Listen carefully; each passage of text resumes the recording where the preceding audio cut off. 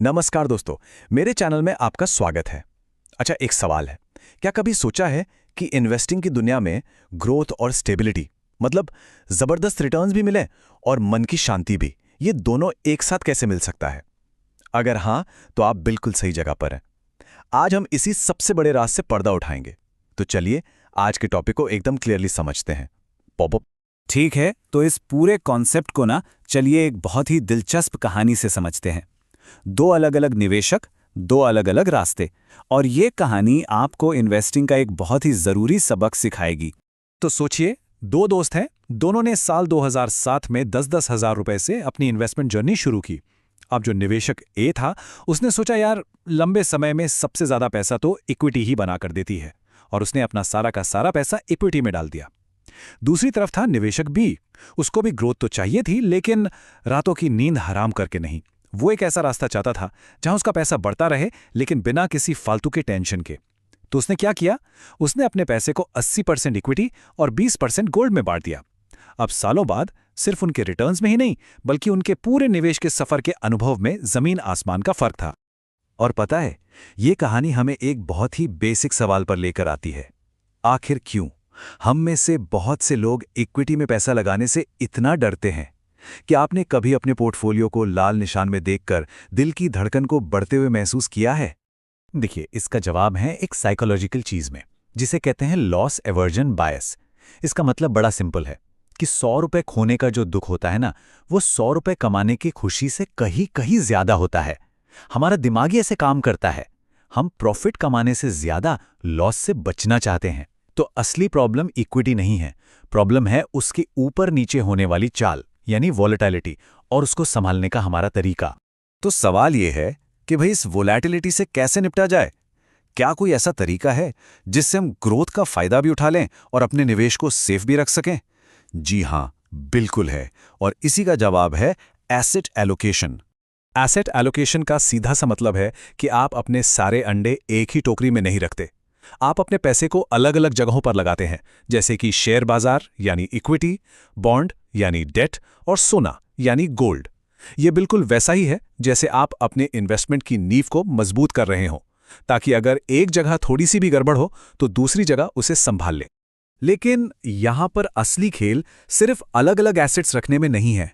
असली खेल है ऐसे एसेट्स रखने में जो एक साथ एक ही दिशा में ना चले। इसको ऐसे समझिए जैसे आप एक डांस पार्टनर चुन रहे हो। आप एक ऐसा पार्टनर चाहते हैं जो आपके साथ ताल से ताल मिलाए, ना कि हर कदम पर आपसे टकराए। मतलब जब एक नीचे जाए तो दूसरा उसे सहारा दे सके। और इसी व्यवहार को मापने के लिए हम एक शब्द का इस्तेमाल करते हैं, कोरिलेशन। इसको एकदम सिंपल में समझिए। +1 का मतलब है कि दो एसेट एक साथ ऊपर नीचे जाते हैं, जैसे पक्के दोस्त। -1 का मतलब है कि वे एक दूसरे के बिल्कुल उल्टा चलते हैं, जैसे दुश्मन। और 0 का मतलब है कि उनका एक दूसरे से कोई लेना देना नहीं है। तो हमारा लक्ष्य क्या है? ऐसे एसेट्स को एक साथ लाना जिनका कोरिलेशन कम हो या फिर नेगेटिव हो। ये टेबल हमें दिखाता है कि यह सिद्धांत असल में कैसे काम करता है। अब देखिए, भारतीय इक्विटी और डेट फंड्स के बीच कोरिलेशन कम है, और इक्विटी और गोल्ड के बीच तो नेगेटिव कोरिलेशन है। इसका मतलब है कि जब जब इक्विटी बाजार में टेंशन होती है, तब तब गोल्ड एक सेफ हेवन, एक सुरक्षित ठिकाने के रूप में चमकता है। और दोस्तों, यही स्मार्ट डाइवर्सिफिकेशन का असली आधार है। चलिए, अब बातों से आगे बढ़कर सीधे सबूत देखते हैं कि यह सब असल दुनिया में कैसे काम करता है। हम एक 17 साल की केस स्टडी पर नजर डालेंगे, लेकिन इससे पहले एक छोटी सी बात। अगर आपको ये जानकारी काम की लग रही है और कुछ नया सीखने को मिल रहा है, तो प्लीज़ इस वीडियो को एक लाइक ज़रूर दें और चैनल को सब्सक्राइब कर लें, ताकि आप ऐसे ज़रूरी इनसाइट्स कभी मिस ना करें। तो हमने जनवरी 2007 से लेकर दिसंबर 2023 तक पूरे 17 साल की अवधि में निवेश किए गए 10,000 रुपए के परफॉर्मेंस की तुलना की है। अब इस दौरान मार्केट ने बहुत कुछ देखा है। 2008 का भयानक क्रैश, उसके बाद की रिकवरी, और भी न जाने कितने उतार चढ़ाव। आइए देखते हैं कि अलग अलग पोर्टफोलियो ने इस तूफानी सफर में कैसा परफॉर्म किया। जरा इस डेटा पर एक नजर डालिए। 100% इक्विटी वाले पोर्टफोलियो ने अच्छा रिटर्न दिया, लेकिन सबसे ज्यादा जोखिम के साथ। अब यहां जोखिम को हम स्टैंडर्ड डेविएशन से मापते हैं। ये बस ये देखने का एक तरीका है कि आपका रिटर्न कितना ज्यादा ऊपर नीचे होता है। जितना ज्यादा स्टैंडर्ड डेविएशन, उतनी ज्यादा टेंशन। वहीं दूसरी तरफ 80% इक्विटी और 20% गोल्ड वाले पोर्टफोलियो ने भी मजबूत रिटर्न दिया, लेकिन उसका स्टैंडर्ड डेविएशन यानी जोखिम प्योर इक्विटी पोर्टफोलियो की तुलना में काफी कम था। तो यहां सबसे जरूरी बात यह है कि इसने ग्रोथ और स्टेबिलिटी का एक बेहतरीन बैलेंस बना कर दिया। और ये चार्ट इस बात को बिल्कुल साफ कर देता है। 80-20 का मिक्सचर ही वो स्मार्ट विनर था जिसने सबसे अच्छा रिस्क एडजस्टेड रिटर्न दिया। इसने ये साबित कर दिया कि सही एसेट एलोकेशन के साथ आप सिर्फ पैसा नहीं कमाते बल्कि रातों को चैन की नींद भी सोते हैं। अब हम जानते हैं कि ये सब सुनने में तो बहुत अच्छा लग रहा है, लेकिन इसे खुद मैनेज करना, खासकर जब बाजार ऊपर नीचे हो रहा हो, तो थोड़ा मुश्किल लग सकता है। लेकिन घबराइए नहीं, इसका भी एक बहुत ही आसान सा समाधान मौजूद है। और ये एक बहुत ही जायज़ सवाल है। हम सब अपनी ज़िंदगी में बिजी हैं और हर किसी के पास अपने पोर्टफोलियो को लगातार ट्रैक करने और उसे रीबैलेंस करने का टाइम या एक्सपर्टीज नहीं होता। तो ऐसे में क्या किया जाए? क्या कोई ऑटो पायलट मोड है? इसका जवाब है हाँ, मल्टी एसेट एलोकेशन फंड्स। इन्हें आप एक all in one investment solution मान सकते हैं। ये फंड्स आपके लिए ये सारा मुश्किल काम खुद करते हैं। वे नियम के हिसाब से कम 3 अलग अलग एसेट क्लास में निवेश करते हैं और हर एक में मिनिमम 10% एलोकेशन बनाए रखते हैं। ये एक बिल्ट इन स्ट्रैटेजी है जो आपको कम वॉलेटिलिटी के साथ एक बैलेंस्ड इन्वेस्टमेंट एक्सपीरियंस देती है, बिना किसी झंझट के।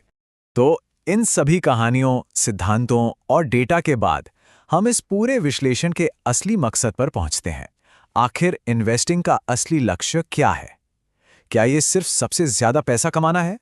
देखिए, निवेश का लक्ष्य सिर्फ सबसे ज्यादा रिटर्न पाना नहीं होना चाहिए।